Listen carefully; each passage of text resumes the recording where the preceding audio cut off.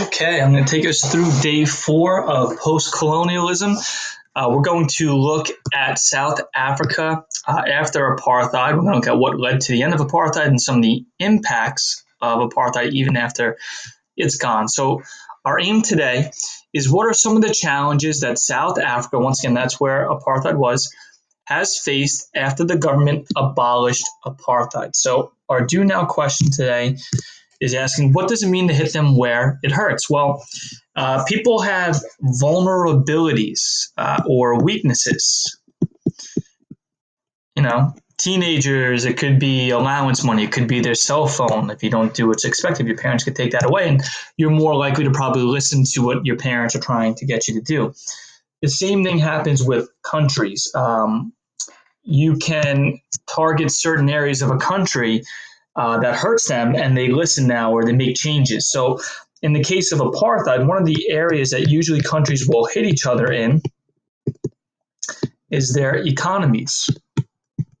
They'll target them financially. So let's take a look at Exhibit A, and it's titled African National Congress. And it says in 1912, a group of blacks in South Africa had formed the African National Congress, the ANC.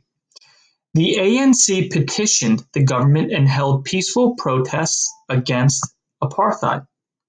So this ANC is against apartheid, which was once again a racial policy that separated whites and blacks in South Africa.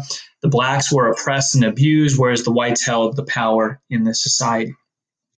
The reading goes on. In the 1940s, however, younger and more radical members joined the organization, including a young lawyer named Nelson Mandela. That's a big name there. In 1952, Mandela helped organize a campaign that urged blacks in South Africa to break apartheid laws. The ANC, which once again is the African National Congress, gained a mass following from this campaign. So it says, what was the ANC? It's a political group, and it's the African National Congress. What was their stance on apartheid? Well, first of all, it's a typo there. It drives me nuts. There we go. Okay. They were opposed to apartheid. They were against it. What man encouraged black South Africans to break apartheid laws? That would be, big name there, Nelson Mandela. I'll show you a picture of him right here. This is him a little bit as an older gentleman. Okay. And the reading here says, in 1960, Mandela and the ANC, the African National Congress, drastically changed its peaceful philosophy after police fired on demonstrators in the township of Sharpeville, killing more than 60 people. The Sharpeville massacre was a turning point in the anti-apartheid movement. Some ANC leaders, including Mandela, decided they would have to meet violence with violence. In response to this decision, the government banned the ANC. Well, pretty straightforward there for the next question. What did the government do to the ANC? They banned the ANC. They outlawed the African National Congress. Okay. One of the other things, it's not really mentioned here, this individual, Nelson Mandela, also gets jailed around this time. He ends up spending, I think it's 27 years inside jail before he's released. Well, let's take a look at the next paragraph here. It says sanctions. The white South African government responded harshly to black African resistance. Many Western nations became indignant or angry at South Africa's disregard for black Africans' human rights. To discourage this abuse of human rights, several countries imposed trade sanctions on South Africa. Sanctions are laws prohibiting a nation's businesses from buying or selling goods to a country that violates international law. So really what this means is this, kind of coming back to our do now question, hitting someone where it hurts. If a teenager is misbehaving, their parents could turn around and say, well, if you don't get your grades up in social studies, then we're going to take your phone away. And usually the teenager will say, oh man, I can't have my phone taken away. I have to improve my grades. In the case of South Africa, many countries around the world don't like this apartheid policy, and they turn to South Africa and they say, hey, look, if you don't get rid of this policy, we are going to stop trading with you. And that hits people financially, and countries listen. Okay? So it goes on. As poverty in South Africa increased, violence between blacks and whites became more frequent. Foreign businessmen lost confidence in South Africa's economy and withdrew their investments. So says the reading mentioned how Western nations imposed trade sanctions on South Africa due to its policy of apartheid. What are sanctions? It's basically, I'll just summarize it simply. Stopping trade with a nation. You hit a nation with sanctions, you're saying we're not trading with you. Okay, Exhibit B on the next page. It's titled The End of Apartheid. It says, by 1990, a more moderate leadership began to respond to foreign pressure and the demands of black leaders by reducing the level of discrimination in South Africa.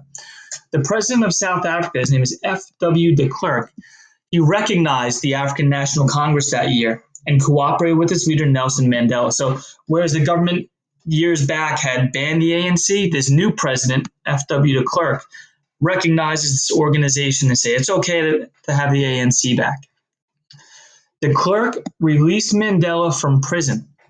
Then in 1992, a majority of white South Africans voted to end apartheid and minority rule. Following the writing of a new constitution, multiracial elections were held for the first time in April 1994.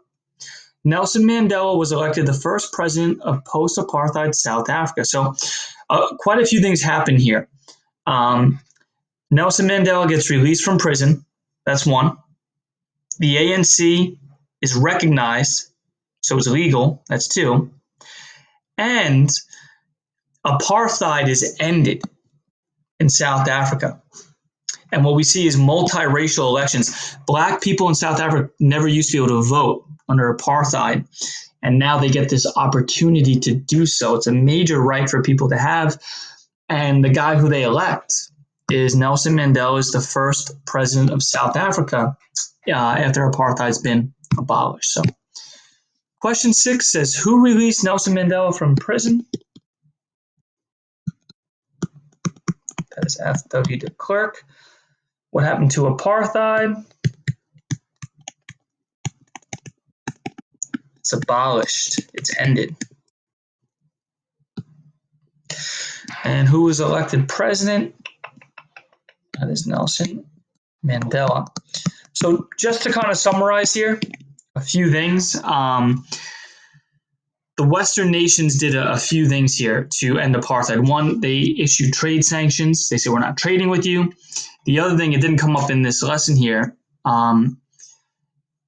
The Olympics are held every 4 years, and South Africa was actually banned from joining the Olympics, which is like an international event. They say, you guys want apartheid, then you can't be in the Olympics until you end this policy. And then you have this video here, which is awesome. It's a song known as Free Nelson Mandela. It's a Billboard hit, as it says here. The band that sings this song is actually an English band, yet they're writing a song about a man who's imprisoned all the way in South Africa.